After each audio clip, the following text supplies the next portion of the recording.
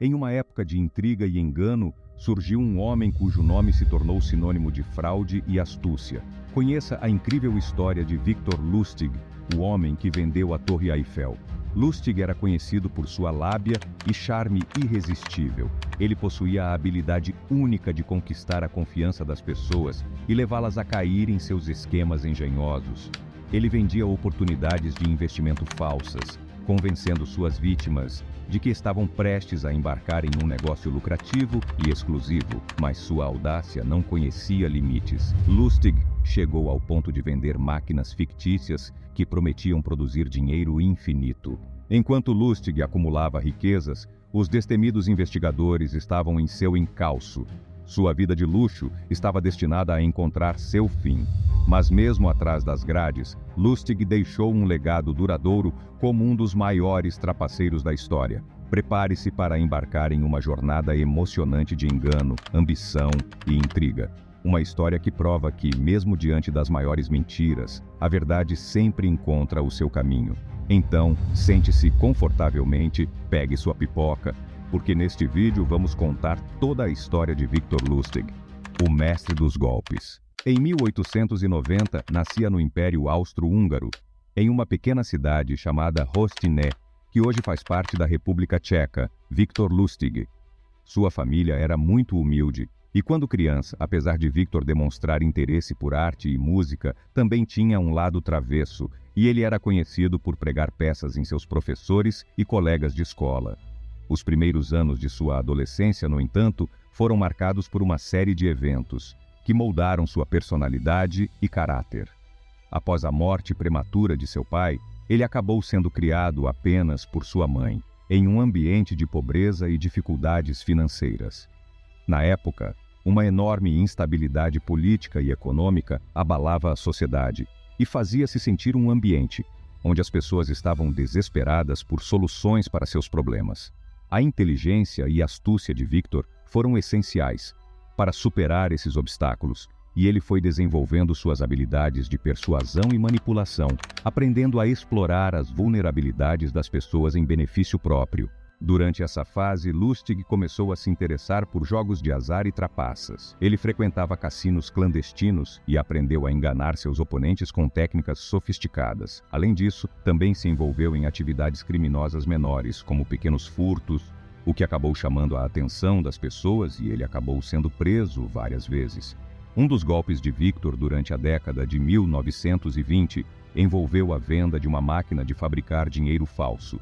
Ele conseguiu convencer um grupo de empresários ricos a investir em um esquema para a construção de uma caixa de dinheiro, que supostamente poderia imprimir qualquer tipo de cédula.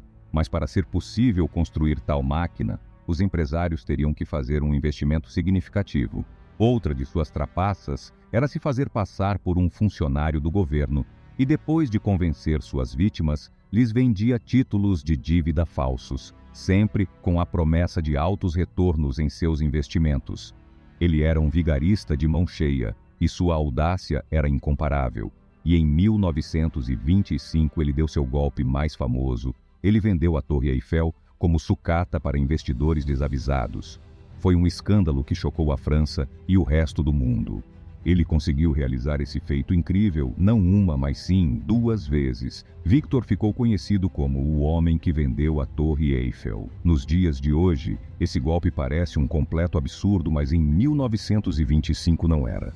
Ele convenceu um grupo de sucateiros de metal a comprar a Torre Eiffel por uma fração de seu valor, fazendo-se passar por um funcionário do governo, com a justificativa de que iriam demolir o marco icônico devido a elevados custos de manutenção, e que ele tinha sido autorizado pelas autoridades a vendê-la. A Torre Eiffel havia sido construída para a Exposição de Paris de 1889 e não tinha a intenção de ser permanente.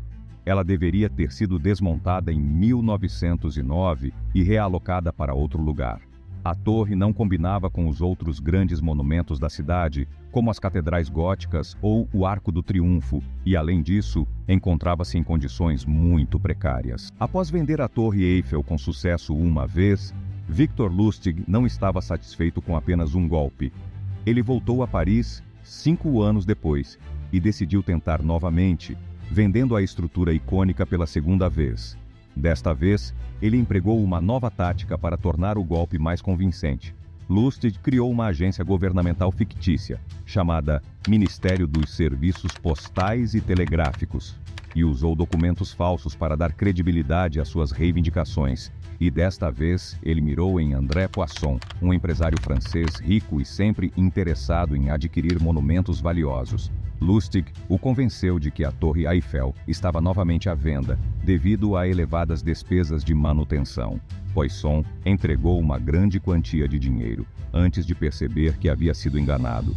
Victor conseguiu se safar de ambos os golpes por algum tempo, fugindo rapidamente de volta para a América com seus ganhos ilícitos, deixando mais uma vítima de seu charme carismático e esquemas astutos.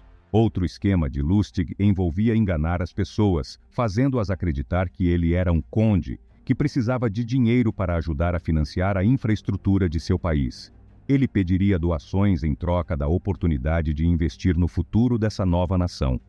No entanto, assim que ele coletasse dinheiro suficiente, ele desapareceria sem deixar rastros.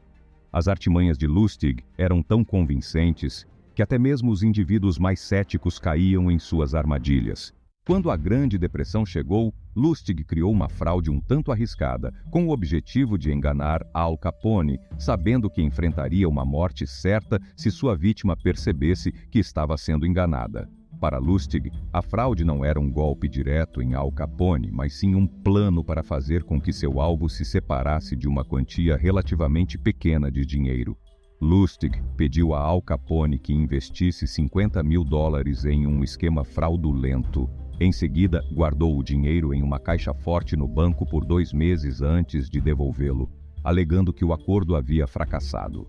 Al Capone ficou com a ideia de que estava lidando com um homem honesto.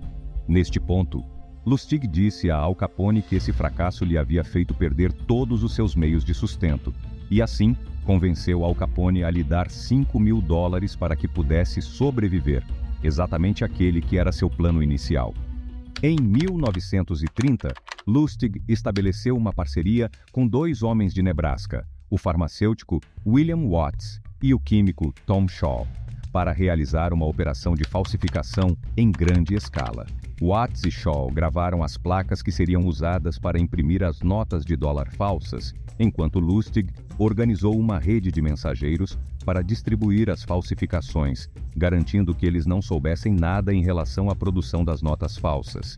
A operação conseguiu injetar milhares de dólares de dinheiro falsificado, o apelidado de dinheiro Lustig, na economia dos Estados Unidos todos os meses e durante 5 anos. Embora a quantidade crescente de dinheiro que entrava em circulação eventualmente chamasse a atenção dos agentes federais, não foi isso que o levou à prisão. Quando a sua amante, Billie Mae, descobriu que Victor a estava traindo por uma mulher mais jovem, decidiu se vingar e fez uma ligação anônima para as autoridades federais. Em 10 de maio de 1935, Lustig foi preso em Nova York, acusado de falsificação. Embora ele tenha admitido abertamente o envolvimento de seus parceiros na operação, ele próprio fingiu ignorância no assunto. No entanto, a recusa de Lustig em divulgar informações sobre uma chave encontrada em sua posse acabou sendo sua ruína, pois posteriormente descobriu-se que ela abria um armário na estação de metrô de Times Square, contendo $51 mil em notas falsas e as placas com as quais foram impressas. No dia anterior ao seu julgamento, Lustig conseguiu escapar da casa de detenção federal em Nova York fingindo doença e usando uma corda especialmente feita para escalar o prédio, mas foi recapturado 27 dias depois em Pittsburgh. Lustig se declarou culpado em seu julgamento e foi condenado a 15 anos de prisão na ilha de Alcatraz por sua acusação original, com mais 5 anos por sua fuga da prisão. Em 9 de março de 1947, Lustig contraiu pneumonia e morreu 2 dias depois no Centro Médico para Prisioneiros Federais em Springfield, Missouri. Em seu certificado de óbito, sua ocupação foi listada como aprendiz de vendedor.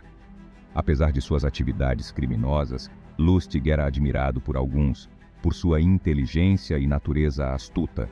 Ele foi retratado em vários livros e filmes, consolidando seu status como uma figura lendária no mundo dos golpistas. Seu legado serve como um conto de advertência sobre os perigos da ganância e da credulidade. Espero que tenha gostado desse vídeo intrigante. Se você curtiu e ficou fascinado com essa história, não esqueça de deixar o seu like no vídeo, se inscrever no nosso canal para acompanhar mais conteúdos incríveis como esse e ativar o sininho de notificações para não perder nenhum próximo vídeo. Se você tiver alguma teoria ou se tiver alguma pergunta, deixe nos comentários abaixo. Adoraríamos ouvir a sua opinião. Muito obrigado por assistir e até o próximo vídeo cheio de mistérios e curiosidades históricas. Um grande abraço.